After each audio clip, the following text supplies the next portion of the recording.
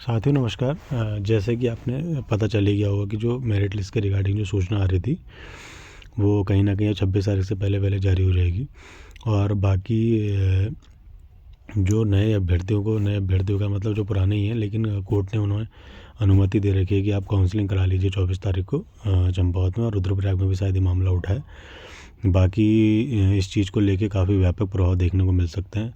दूसरा मैंने एक चीज़ देखी है कि जो यूपी डीएलएड के रिगार्डिंग काफ़ी सवाल देखने को मिल रहे थे कि जो इससे पहले उधम सिंह नगर में फिर नैनीताल में जो 28 शिक्षकों को जो नोटिस भेजा गया था, वो कहीं न कहीं अब ज़िले में उत्तर प्रदेश और उत्तराखंड दोनों राज्यों के स्थायी निवास प्रमाण पत्र लगाने के मामले में अब 32 और शिक्षकों को नोटिस जारी कर दिया गया है। ये शिक्षक सेम ही है। तो बेतालगढ़, रामगढ़, भीमताल, धारी ब्लॉक के 32 शिक्षकों के दस्तावेजों में गड़बड़ी पाई गई है। तो अभी ऐसा कुछ हुआ नहीं है, लेकिन हाँ, दस्तावेजों में गड़बड़ी पाए जाने में नोटिस भेज दिया गया है। बाकी स्पष्टीकरण देने के बाद ही क्लियरेंस हो पाएगा कि आप ये चीज़ सही है या गलत है। बाकी 2 स्थायी निवास के रिगार्डिंग मैं पहले भी बता चुका हूँ आपको वीडियोस के माध्यम से कि जो है स्थायी निवास वाला जो सिस्टम है बहुत ही पेचीदा है, क्योंकि कहीं न कहीं आप 2 स्थायी निवास रखने वाले मामले में इस बार जो है काफ़ी सख्ताई कर दी गई है कि नैनीताल में आप देख रहे होंगे कि यूपी डीएलएड वालों को लिया भी नहीं गया था, और अन्य ज़िलों में तो भले उनकी काउंसलिंग कराई गई है। तो धीरे धीरे अब डॉक्यूमेंट्स के रिगार्डिंग जो भी वेरिफिकेशन हो रहा है वो फ़ोन के थ्रू बता दिया जा रहा है कि आपके डॉक्यूमेंट्स में ये गड़बड़ी है, तो आप प्लीज़ इसे हमें प्रोवाइड कर दीजिए। तो यूपी डीएलएड में जो 2 स्थायी निवास वाला मामला है वो अभी भी यहाँ चल रहा है। अब देखते हैं कि इस बार क्या करने वाले हैं, विभाग क्या इस पर आगे कार्रवाई करता है, इसके बारे में थोड़ा जान लेते हैं। शिकायत मिलने पर जांच की गई तो बेतालघाट, रामगढ़, भीमताल, धारी ब्लॉक के 32 शिक्षकों के दस्तावेजों में गड़बड़ी पाई गई है। इस पर सभी शिक्षकों को नोटिस जारी करके पूछा गया है कि 2 प्रदेशों के प्रमाण पत्र का प्रयोग आपने किस आधार पर किया, मतलब किस आधार पर आपने लगाया। बताया कि इनमें से 20 से अधिक महिला शिक्षक भी शामिल हैं। उनसे भी पूछा गया है कि आप जो है इस चीज़ को लेके हमें स्पष्टीकरण के दें कि आपने जो है किस आधार पर यहाँ पर किस नियम के तहत और किस आधार के तहत यह उपयोग किए गए हैं।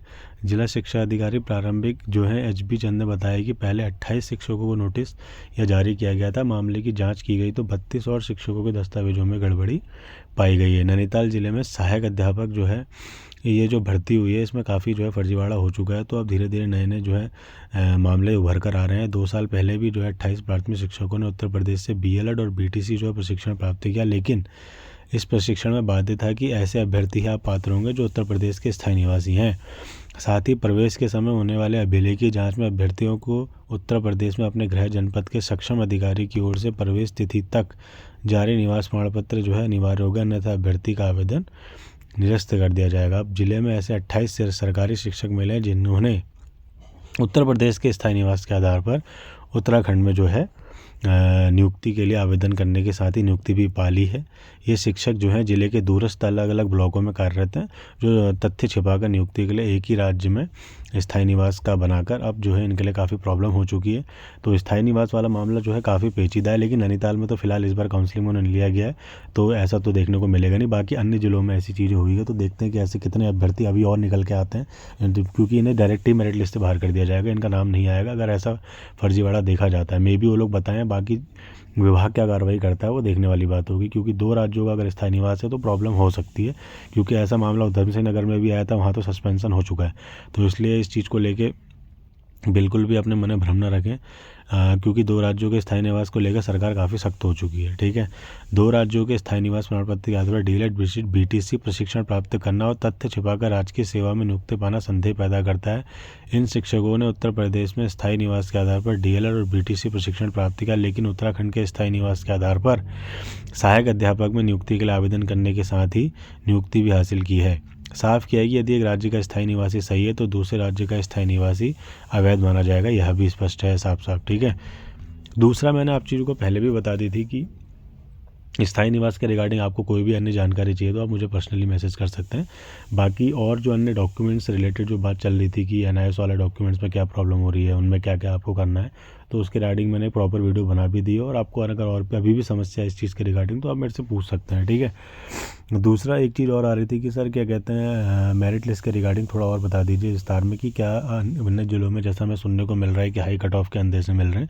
जब तक चीज़ें जो है सामने आपके नहीं आ जाती तब तक इस भ्रम में नहीं रहना है, क्योंकि जो है सुनने में तो बहुत कुछ मिलता है कि यहाँ कट ऑफ इतनी हाई चलेगी, वहाँ इतनी चलेगी, ऐसा मेरे भी सुनने में आ रहा है। लेकिन ऐसा अभी कन्फर्मेशन कहीं से नहीं हुआ है, क्योंकि जब तक साइट में नहीं आ जाती हैं चीज़ें आप इस चीज़ को लेकर बिल्कुल परेशान मत होइए कि इतनी हाई कट ऑफ यहाँ जा सकती है नहीं जा सकती है, ठीक है। क्योंकि ऐसा है ना कि लोग भ्रामक स्थिति पैदा कर देते हैं ताकि बंदा और परेशान हो जाए, तो इस परेशानी में आप लोग और मेंटली डिस्टर्ब हो। इससे बेटर है कि आप इस चीज़ को लेके जो है इन चीज़ों से दूर रह के और जितना हो सकता है पॉजिटिविटी की ओर बढ़िए। बाकी अभी वेट कीजिए, मे भी ऐसा हो सकता है कि अगर सीट्स कहीं बच जाती हैं तो सेकंड काउंसलिंग भी हो सकती है, वेटिंग लिस्ट भी आ सकती है, तो वहाँ पर कहीं ना कहीं आपके नंबर आने के चांसेस और बढ़ जाते हैं। तो इसलिए जो काफ़ी लोग कह रहे थे सर हमारा थोड़े पॉइंट से रह गया, हमें क्या चांस मिल सकता है, क्यों नहीं मिल सकता। अगर सीटें बचेंगी या कुछ हो गया बाई चांस, क्या कोई रीजंस अगर बचते हैं तो कहीं ना कहीं आपको ज़रूर लिया जाएगा। बाकी अभी ब्रिज वाला मामला भी कोर्ट में अटका पड़ा है। अगर वहाँ से भी क्लियरेंस मिल जाता है या बाई चांस ब्रिज वालों को हटा दिया जाता है तब भी आपका नंबर आ सकता है। बाई चांस लिया जाता है तो वेल एंड गुड है, वहाँ पर ब्रिज वालों को लिया जाएगा उन सीट्स में, ठीक है। अभी नेहा शर्मा वाला कोर्ट के हिसाब देख ही रहे होंगे, 24 तारीख को इनका क्लियर हो जाता है। बाकी अगर क्लियर हो जाता है, इनको भी अवसर मिल जाता है नियुक्ति में, तो फिर ये जो इस याचिका इसके रेट के अधीन ही रहेगी इनकी नियुक्ति, उसके बाद ही इनको इसमें नियुक्ति मिलेगी। बाकी अभी मेरिट लिस्ट का इंतज़ार करते हैं और देखते हैं कब आती है मेरिट लिस्ट, ठीक है। बाकी आपका कोई भी प्रश्न होंगे आप मुझे पर्सनली मैसेज कर सकते हैं या कमेंट सेक्शन में अपने प्रश्न डाल सकते हैं, ठीक है।